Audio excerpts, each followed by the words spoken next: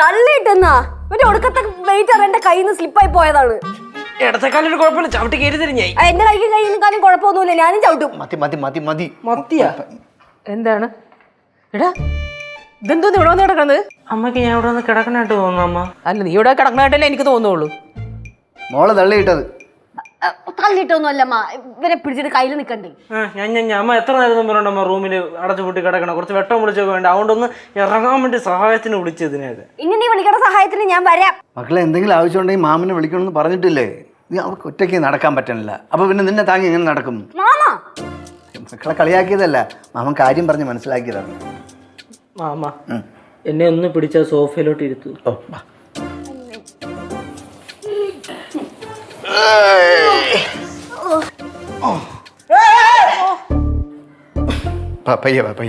എന്തോന്നാണ് സ്ത്രീ കൂടെ നീ കാണിക്കണത്?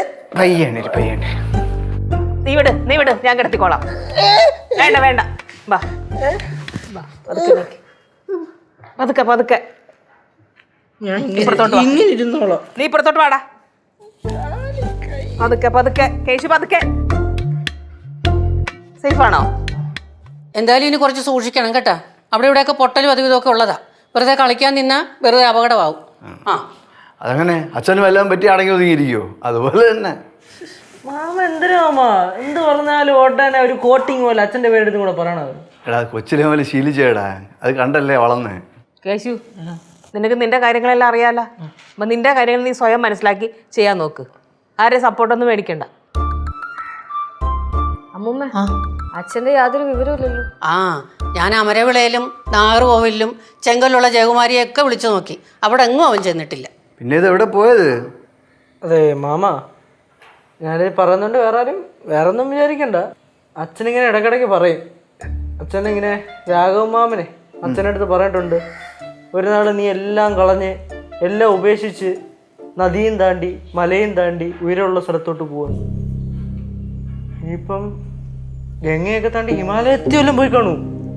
പോയിട്ടുണ്ടാവും, ചിലപ്പോൾ അവിടെ തപസ്സിരിക്കായിരിക്കും. എന്തായാലും അവിടുത്തെ സന്യാസിമാരൊക്കെ സിദ്ധന്മാരെന്നാണ് ഞാൻ കേട്ടിട്ടുള്ളത്. കള്ളന്മാരെ കണ്ട അവർക്ക് അപ്പം തിരിച്ചറിയാൻ പറ്റും.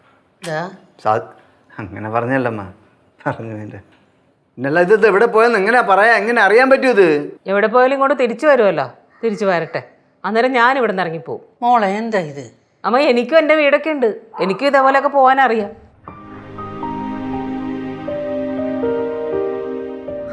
എൻ്റെ ദൈവമേ, എന്തൊരു കഷ്ടമായത്.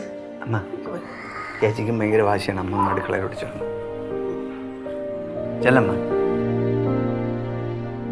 നീ ഇവിടെ ഇരിക്കുവാണോ അതോ ഞാൻ റൂമിൽ കൊണ്ടേക്കണോ? ഇതിന് പിന്നെയും കൊണ്ട് തള്ളിയിടാനാ? കണ്ടോ, ഇതാണ് എനിക്ക് ചൊറിഞ്ഞു വന്നതും. നോയിക്കോണം, നിന്നെ ഞാൻ മേലെ തൊടുക പോലുമില്ല. എന്താ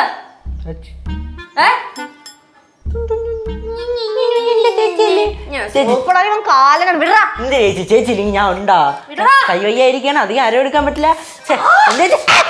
സ്വന്തം മതി. എന്നാലും വണ്ടി ഉണ്ടേ. ജോയിന്റെ കാര്യം അവൻ ഭയങ്കര ഫ്രോഡാ മാമ, ജോയി മോനെ. പക്ഷെ അവ അങ്ങനെ ചെയ്യുവോ? ഇപ്പൊ അച്ഛനും കൂടെ ഇവിടെ ഇല്ലല്ലോ, അപ്പൊ പിന്നെ എന്ത് വേണമെങ്കിലും ചെയ്യാലോ. അച്ഛനുണ്ടാണെങ്കിൽ ഇങ്ങനെയൊക്കെ ചെയ്യുമായിരുന്നു. എന്ത് പറഞ്ഞാലും അച്ഛ മോൻ തലയും കുത്തി വീണ അച്ഛ എവിടെ?